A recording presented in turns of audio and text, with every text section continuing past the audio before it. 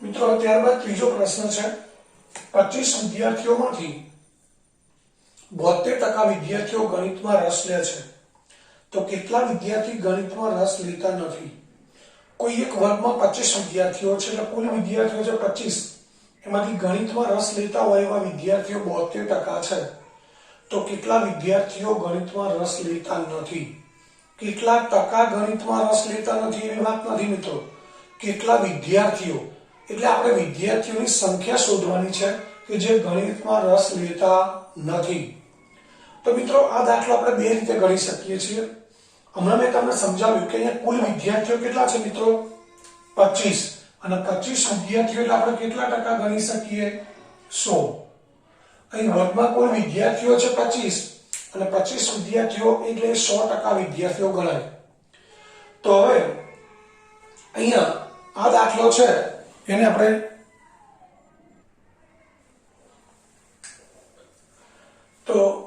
ગણિતમાં રસ ન લેતા હોય એવા વિદ્યાર્થીઓની સંખ્યા શોધવાની છે.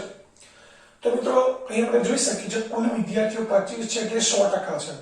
ગણિતમાં રસ લેતા વિદ્યાર્થીઓ છે 72%. મિત્રો ગણિતમાં રસ લેતા વિદ્યાર્થીઓની ટકાવારી આપેલી છે. તો અહીંયા જેમ 100% એટલે 25 વિદ્યાર્થીઓ છે તો એમ ગણિતમાં રસ લેતા વિદ્યાર્થીઓ 72% છે. એ 72% એટલે કેટલા વિદ્યાર્થીઓ એ આપણે શોધી કાઢીએ. સમજો 100% એ 25 વિદ્યાર્થીઓ તો 72 કેટલા? આ ત્રિરાશિની રીત કહેવાય. અહીં આપણે સરખામણી કરવી છે તો આને તમારી ટેક્સ્ટ બુકમાં આપેલું છે કે આપણે બે રીતે ગણતરી કરી શકીએ, એક ત્રિરાશિની રીત અને બીજી સાદી રીત છે. તો ત્રિરાશિની રીતમાં એવું થાય કે 100% એ 25 વિદ્યાર્થીઓ તો ગણિતમાં રસ લેતા વિદ્યાર્થીઓ મિત્રો કેટલા ટકા છે? 72%. તો 72% એ કેટલા? એટલે આપણને અહીંયા બંને કુલ વિદ્યાર્થીઓ અને ગણિતમાં રસ લેતા વિદ્યાર્થીઓ એમની ટકાવારી આપણી પાસે છે. તો આપણે શોધવું શું છે? ગણિતમાં રસ લેતા વિદ્યાર્થીઓની સંખ્યા. તો જે કિંમત આપણી પાસે છે એને આપણે ડાબી બાજુ લખીએ છીએ, જે શોધવાની છે જમણી બાજુ લખીએ છીએ. મિત્રો આવું આપણે આગળના પ્રકરણ 5માં પણ કરતા હતા. તો અહીંયા વિદ્યાર્થીઓની ટકાવારી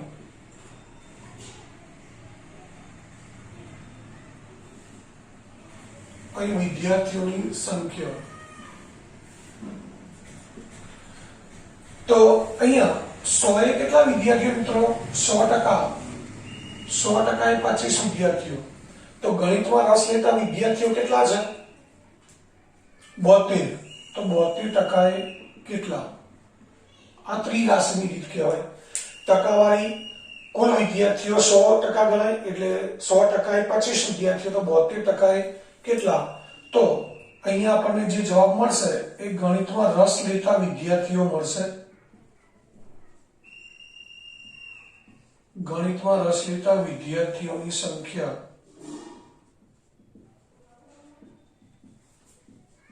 72 ગુણ્યા 25/100. તો આપણે જાણીએ છીએ કે નીચેની સંખ્યા અને સામેની સંખ્યાનો ક્રોસ ગુણાકાર કરવાનો, ઉપરની સંખ્યા છેદમાં મૂકવાની છે.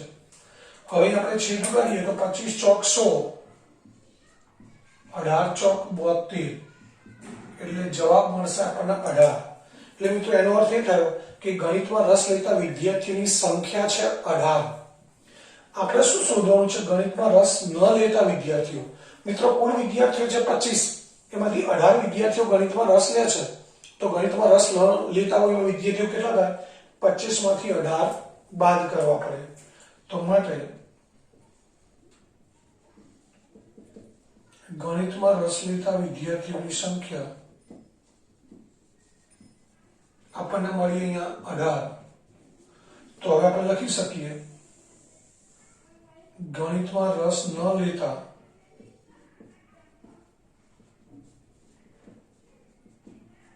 વિદ્યાર્થીઓની સંખ્યા બરાબર 25 - 18 એટલે 7 જવાબ મળે. મિત્રો આ દાખલો બીજી રીતે પણ શોધી શકાય. અહીંયા આપણે શું કર્યું? પહેલા ગણિતમાં રસ લેતા વિદ્યાર્થીઓની ટકાવારી આપી છે, એ ટકાવારી ઉપરથી આપણે રસ લેતા વિદ્યાર્થીઓની સંખ્યા શોધી અને એ વિદ્યાર્થીઓની સંખ્યાને આપણે કુલ વિદ્યાર્થીઓમાંથી બાદ કર્યા એટલે આપણને ગણિતમાં રસ ન લેતા વિદ્યાર્થીઓની સંખ્યા મળી. આ દાખલો બીજી કઈ રીતે શોધાય? તો અહીંયા કુલ વિદ્યાર્થીઓ કેટલા ટકા છે મિત્રો? 100%. ગણિતમાં રસ લેતા વિદ્યાર્થીઓ કેટલા ટકા છે? 72%. તો ગણિતમાં રસ ન લેતા વિદ્યાર્થીઓ કેટલા ટકા ગણાય? 100 માંથી 72 બાદ કરો એટલે કેટલા ટકા થાય મિત્રો? 28% થાય. આ રસ ન લેતા વિદ્યાર્થીઓ કેટલા ટકા થાય? 28%. હવે આપણે આ ટકાને શેમાં ફેરવવા છે? સંખ્યામાં. એટલે કે વિદ્યાર્થીઓની સંખ્યા શોધવી છે. તો હવે આપણે કઈ રીતે પદ મૂકવું પડે? તો 100 એ 25. આ 100% એટલે કુલ વિદ્યાર્થીઓ, એમાં 25. તો ગણિતમાં રસ ન લેતા વિદ્યાર્થીઓ કેટલા છે? 28. તો 28 એ કેટલા? આ રીતે પદ મૂકી શકાય. કુલ વિદ્યાર્થી 100%, વિદ્યાર્થીઓની સંખ્યા 25. તો ગણિતમાં રસ ન લેતા વિદ્યાર્થીઓ કેટલા ટકા છે? 28%. તો વિદ્યાર્થીઓની સંખ્યા કેટલી? અહીં તમે જોઈ શકો છો 28 ગુણ્યા 25 છેદમાં 100. 25 ચોક 100 અને 7 ચોક 28 એટલે જવાબ મળે 7. એટલે અહીંયા આપણને સીધા જ ગણિતમાં રસ ન લેતા વિદ્યાર્થીઓની સંખ્યા કેટલી મળે છે? 7 મળી જાય. તો આ દાખલો મિત્રો આપણે બે રીતે ગણી શકીએ. પરંતુ આ ખાસ મહત્વનું છે મિત્રો, દરેક દાખલામાં કુલ સંખ્યા એટલે 100% ગણાય. આપણે ટકાવારીની ગણતરીમાં ખાસ યાદ રાખીશું, કોઈ પણ વસ્તુની કુલ સંખ્યા એટલે 100%. આ જો ખબર હોય તો જ આપણે પદ મૂકી શકીએ કે 100% એ 25 વિદ્યાર્થી, તો 72% એ કેટલા? આવું આપણે તો જ મૂકી શકીએ.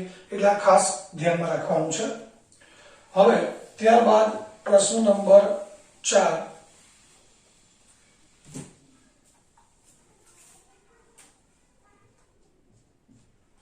પ્રશ્ન 4 છે, એક ફૂટબોલ ટીમ તેણે રમેલી મેચમાંથી 10 મેચ જીતી હતી. એટલે અહીંયા જીતેલી મેચ ની સંખ્યા 10 છે. જો તેમની જીતેલી મેચની ટકાવારી, મિત્રો જીતેલી મેચની ટકાવારી કેટલી છે? 40. તો કુલ કેટલી મેચ રમ્યા હશે? કુલ મેચની સંખ્યા આપણે શોધવી છે.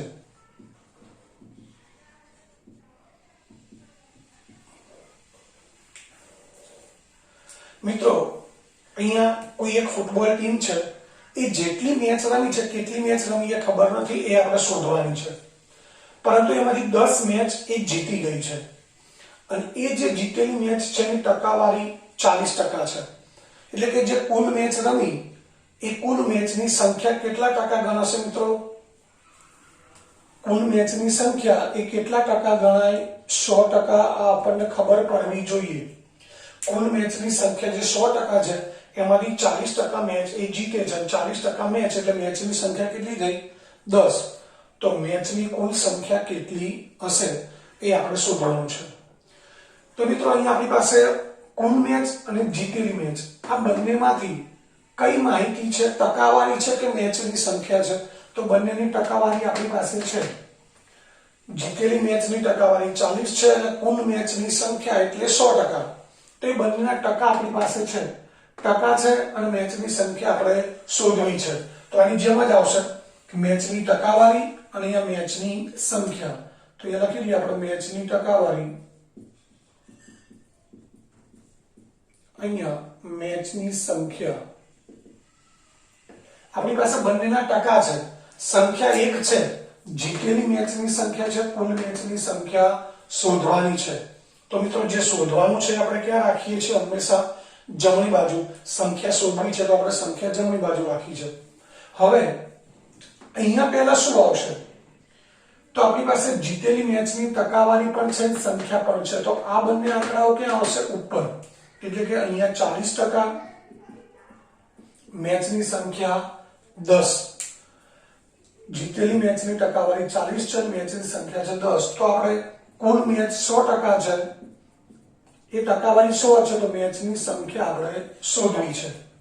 તો આપણે લખી શકીએ કુલ મેચની સંખ્યા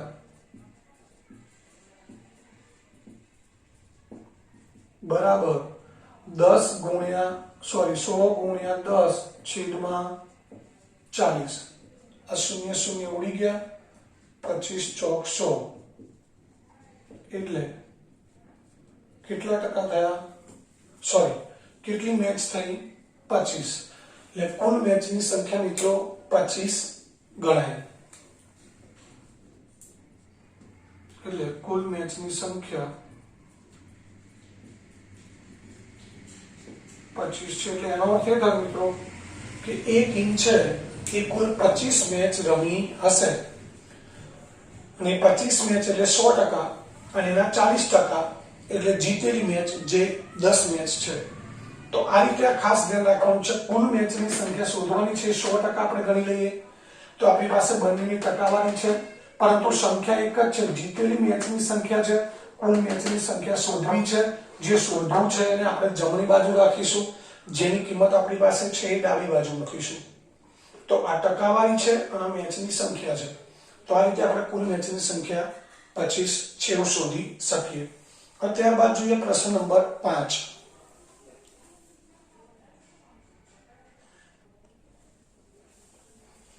મિત્રો ત્યારબાદ પાંચમો દાખલો છે. ચમેલી તેની પાસેની રકમના 75% વાપર્યા પછી 600 રૂપિયા બાકી રહ્યા હોય. ચમેલી પાસેની જે રકમ હતી એના 75% રકમ વપરાઈ ગઈ છે અને બાકી વધેલી રકમ છે 600 રૂપિયા. તો તેની પાસે શરૂઆતમાં કુલ કેટલી રકમ હશે? મિત્રો એ તમે જોઈ શકો છો, ચમેલીએ વાપરેલી રકમ 75% છે, બાકી વધેલી રકમ 600 રૂપિયા. આ ટકામાં છે, આ રૂપિયામાં છે. અને શરૂઆતની કુલ રકમ એટલે એની પાસે શરૂઆતમાં આ જે 600 રૂપિયા બાકી વધ્યા એટલે કે 75% રકમ વપરાઈ ગઈ એ પહેલા શરૂઆતમાં એની પાસે જે રકમ હતી એ શોધવાની છે. તો મિત્રો અહીંયા ત્રણે ત્રણ રકમ જુદી જુદી છે. તો આપણે શરૂઆતની કુલ રકમ શોધવી છે. મિત્રો કુલ રકમ એટલે કેટલા ટકા થશે? 100%. કેટલા ટકા થશે? 100% થશે. તો હવે અહીંયા આ વાપરેલી રકમ એ 75% છે, બાકી વધેલી રકમ 600 રૂપિયા છે. મિત્રો આ અલગ અલગ રકમ છે. તો આપણી પાસે ટકાવારીમાં જે રકમ છે અને રૂપિયામાં જે રકમ છે એ બંને અલગ અલગ છે. તો આપણે એ બંને એક સરખી રકમ શોધવી પડે. તો આપણે એના પરથી કુલ રકમના ટકા છે એટલે એની પરથી કુલ રકમ રૂપિયામાં શોધી શકીએ. મિત્રો સમજો ખાસ, શરૂઆતની કુલ રકમ એ રૂપિયામાં શોધવાની છે કે ચમેલી પાસે શરૂઆતમાં કેટલા રૂપિયા હતા. પરંતુ આપણને ચોક્કસ ખબર છે કે શરૂઆતની કુલ રકમ હતી એ કેટલા ટકા લઈશું આપણે? કુલ રકમ એટલે 100% ગણાય.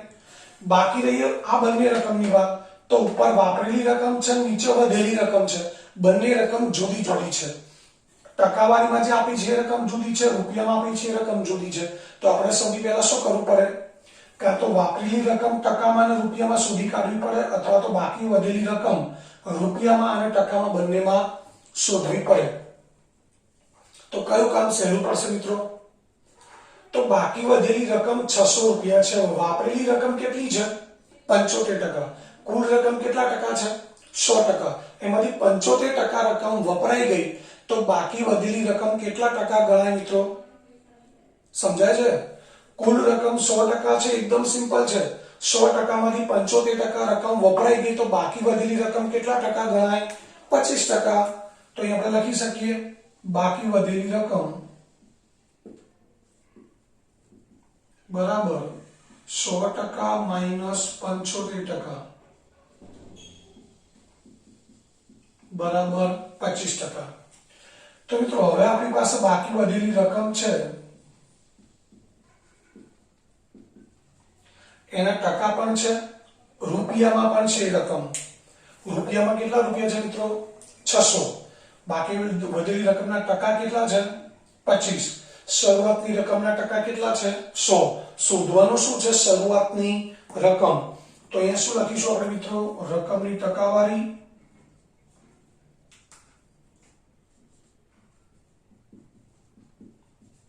અને અહીંયા રકમ રૂપિયામાં જે આપણે શોધવાની છે.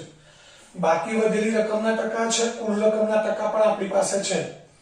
બાકી વધેલી રકમ 600 રૂપિયા છે, પરંતુ શરૂઆતની કુલ રકમ જે રૂપિયામાં શોધવાની છે એ આપણી પાસે નથી. તો રકમ જે રૂપિયામાં શોધવાની છે એ આપણે જમણી બાજુ લખી છે. હવે અહીંયા ઉપર કઈ રકમ આવશે? તો આપણી પાસે બે પ્રકારની રકમની વાત છે, કુલ રકમ અને બાકી વધેલી રકમ. આમાંથી કોની કિંમત ટકામાં અને રૂપિયામાં બંને આપણી પાસે છે? કઈ કિંમત ટકામાં અને રૂપિયામાં બંનેમાં આપણી પાસે છે? તો બાકી વધેલી રકમ રૂપિયામાં પણ છે અને ટકામાં પણ છે. તો એને ક્યાં મૂકીશું આપણે? ઉપર. તો એ ટકાવારી કેટલી છે? 25%. અહીંયા કેટલા રૂપિયા છે? 600. શોધવાનું શું છે? શરૂઆતની રકમ, જે કેટલા ટકા છે મિત્રો? 100%. તો કુલ રકમ રૂપિયામાં કેટલી એ આપણે શોધવાનું છે. તો લખી દઈએ કુલ રકમ બરાબર 100 ગુણ્યા 600 છેદમાં 25. હવે આપણે છેદ ઉડાડીએ તો 25 ચોક 100 અને 6 ચોક 2400. 6 ચોક 24 એટલે 2400 રૂપિયા. તો મતલબ એ થયો કે ચમેલી પાસે શરૂઆતમાં કેટલા રૂપિયા હશે? 2400 રૂપિયા હશે. તો મિત્રો દાખલો બરાબર ધ્યાનથી થોડુંક સમજીને કામ કરવાનું છે. તો એકદમ સરળ વસ્તુ છે. નહીં તો જો ગોખણ પટ્ટી કરવા જશો તો આ પ્રકરણમાં ઘણી બધી તકલીફ પડશે. એટલે ફરી સમજાવું છું. આ બધી રકમોને આપણે ઓળખવાની છે. વાપરાયેલી રકમ 75% છે, બાકી વધેલી રકમ 600 રૂપિયા છે. શરૂઆતની કુલ રકમ આપણે શોધવાની છે. પરંતુ આપણે કુલ શબ્દ આવે એટલે તરત લાઈટ થવી જોઈએ કે શરૂઆતની કુલ રકમ એટલે 100% ખબર છે આપણને. હવે આ જે બે રકમ છે, જેમાં 1% છે, 1 રૂપિયામાં છે, બંને અલગ અલગ રકમ છે. 75% છે વાપરેલી રકમ છે, 600 રૂપિયા છે એ બાકી વધેલી રકમ છે. તો આપણી પાસે આ જે બંને મૂલ્યો છે ટકામાં અને રૂપિયામાં એ એક જ રકમના હોવા જોઈએ, જુદી જુદી રકમના નહીં. તો આપણને એથી ખબર પડે કે કુલ રકમ 100% છે અને વાપરેલી રકમ 75% છે. તો બાકી વધેલી રકમ કેટલા ટકા હોય? તો 100% માંથી 75% બાદ કરો એટલે 25% વાપરેલી રકમ થઈ. એટલે કે આપણી પાસે વધેલી રકમ 600 રૂપિયા હતી. તે વધેલી રકમના આપણે ટકા શોધી કાઢ્યા. તો હવે આપણી પાસે બંને રકમના ટકા છે, વધેલી રકમના ટકા અને કુલ રકમના ટકા છે. વધેલી રકમ 600 રૂપિયા છે અને કુલ રકમ શોધવાની છે. એટલે જે શોધવાનું છે આપણે જમણી બાજુ મૂકી દીધું છે, ટકાવારી ડાબી બાજુ મૂકી દીધી. 25% એ 600 રૂપિયા.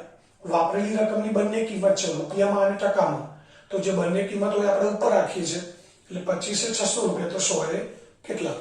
તો આ રીતે આપણે કુલ રકમ 2400 રૂપિયા થાય એવું શોધી શકીએ. હવે ત્યારબાદ દાખલા નંબર 6. એની રકમ છે, એક શહેરમાં કુલ વ્યક્તિઓમાંથી 60% વ્યક્તિઓને ક્રિકેટ ગમે છે.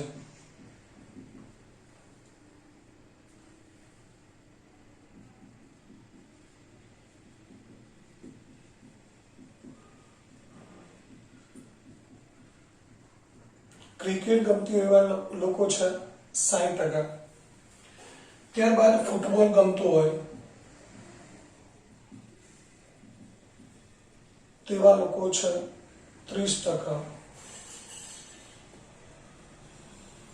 અને અન્ય રમતો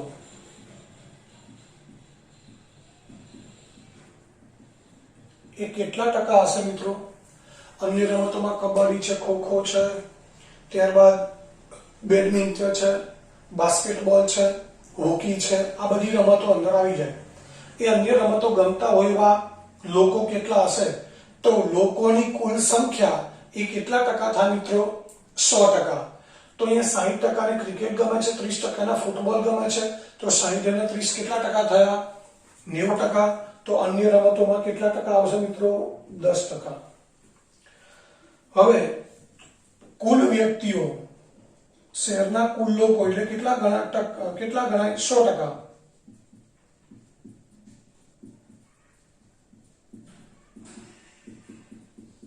શહેરના કુલ લોકો એટલે 100%. અને સંખ્યા કેટલી આપેલી છે?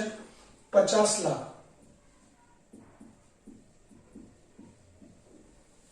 શહેરના કુલ લોકોની સંખ્યા છે 50 લાખ એટલે 100% થયા.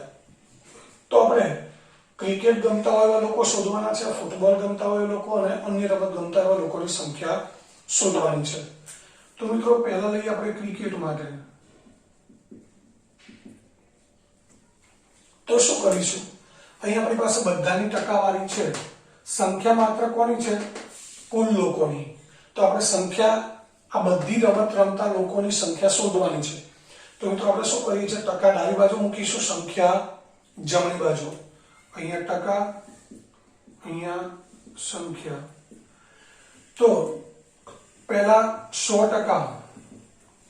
હવે આપણી પાસે કયા લોકોની બંને કિંમતો છે, ટકાવારીમાં અને સંખ્યામાં. તો કુલ લોકોની ટકાવારી 100 છે અને એની સંખ્યા છે 50 લાખ. એટલે જે બંને કિંમત છે આપણે ઉપર લખીએ છીએ કે 100% એટલે કેટલા લોકો થયા, 50 લાખ. તો અહીંયા કોના ટકા શોધવા છે આપણે, ક્રિકેટ ગમતી હોય એવા લોકો. તો ક્રિકેટના કેટલા ટકા છે, 60.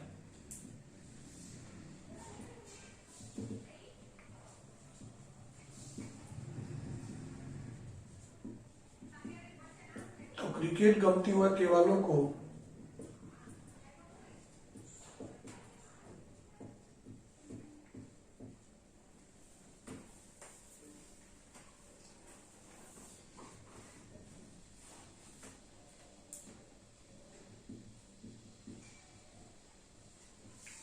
× 50 લાખ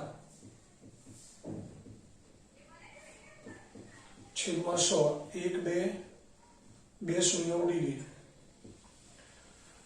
6 35 અને પાછળ 5 શૂન્ય મૂકવાની છે. એટલે કેટલા થયા, 30 લાખ લોકો થાય. એટલે ક્રિકેટ ગમતી હોય એવા લોકોની સંખ્યા થશે મિત્રો 30 લાખ. હવે ત્યારબાદ લઈએ ફૂટબોલ.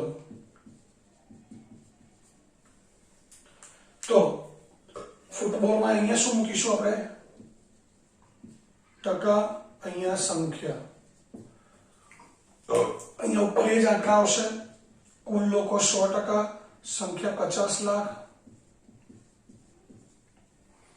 અને ફૂટબોલ ગમતા હોય એવા લોકો કેટલા છે, 30%.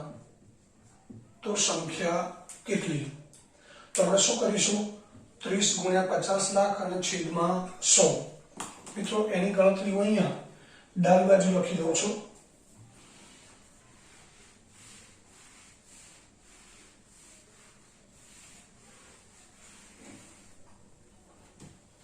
તો આપણે લખી શકીએ, ફૂટબોલ ગમતો હોય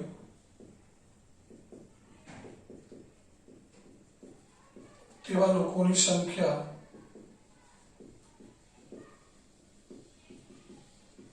30 × 50 લાખ છેદમાં 100. 1 2 5 તારી 15 અને પાછળ 1 2 3 4 5 શૂન્ય મૂકવાની છે. એટલે કેટલા થયા, 15 લાખ.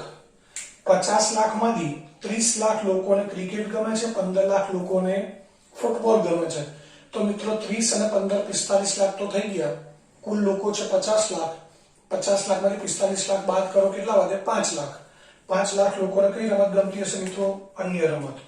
એ આપણે આ રીતે મૌખિક ગણતરી કરીને પણ શોધી શકીએ. અન્ય રમતો, એમાં અહીંયા શું લઈશું આપણે, ટકા, અને અહીંયા સંખ્યા. અહીંયા આપણે પહેલા એ જ આવશે, 100% એટલે 50 લાખ લોકો.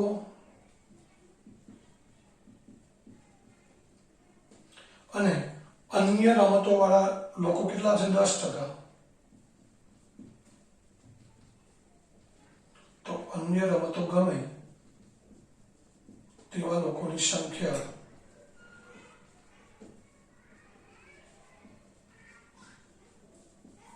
બરાબર 10 × 50 લાખ છેદમાં 100.